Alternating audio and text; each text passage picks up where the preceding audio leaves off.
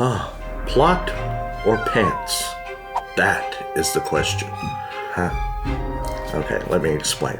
Plotting. You're telling somebody that you're plotting a murder, meaning you're planning it out. Be careful to explain that how you intend to execute the murder is you're writing a murder mystery, or you're writing a horror story, or you're writing a thriller or a suspense or anything like that. Plotting means you outline everything. You've planned it. You have set up each chapter. You set up the scenes. You set up the characters. You set up the storyline. And that is really good because it helps keep your thoughts organized. It helps keep your information in order. It helps keep your evidence clear. Periodically, you will review these things in subsequent chapters. Then there is another way of doing it, pantsing it. That means when you fly by the seat of your pants, you just sit down and write, and you allow everything to organically develop on its own. The characters form themselves.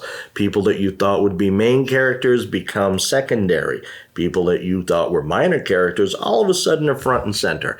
That is real exciting, and it is a royal pain in the neck when you go back and have to edit it, because you get running along and all of a sudden you hit a roadblock. You haven't planned out the story. You haven't planned out the scene. You haven't planned out the chapter. You haven't even put together the character's backstory. What do? Having been in that situation more than once, sometimes I have to sit and wait for inspiration to come back, which means I go a long period of time without writing. So I started, I'm going to plot, I'm going to plan, I'm going to outline, I am going to be like a vampire, and I'm going to develop OCD, and I'm going to have everything absolutely planned out, graphed out, mapped out, charted out, and I am not going to leave a single space for continuity. That wasn't any better. I have since discovered, which was validation for me, that there is kind of a hybrid of both schools of thought called planting, where you come up with a basic outline. This is where I'm starting. This is where I want to end up. And in between point A and point B, you give yourself a lot of leeway. Let the creative juices flow. As some of you may know, I was a professional wrestler for 11 years. Everyone says, oh, that's fake, that's staged, that's this, that's the other. Deciding who was going to win, that was prearranged. But the promoter would come to us before the match when he decided who was going to be working with who. And he would say, the match goes for X amount of time, so-and-so is going to win, and I want it done clean or I want it done dirty. Meaning clean, they're pinned in the middle, 1, 2, 3, boom, boom, boom.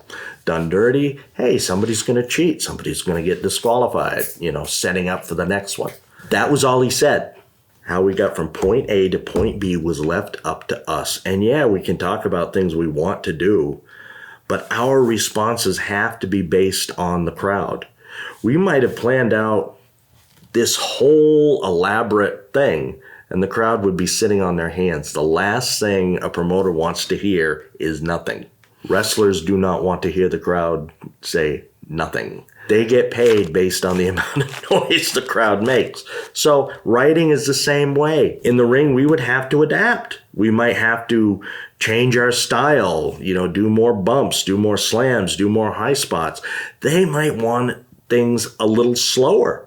They might have wanted pure wrestling and things like that. You go with what the crowd wants. When you're starting to write your book, when you're getting to the chapter, if you're planting, you have to be aware of how the characters are starting to develop with each other, within the story, within all of this. You have to adapt and go along with that.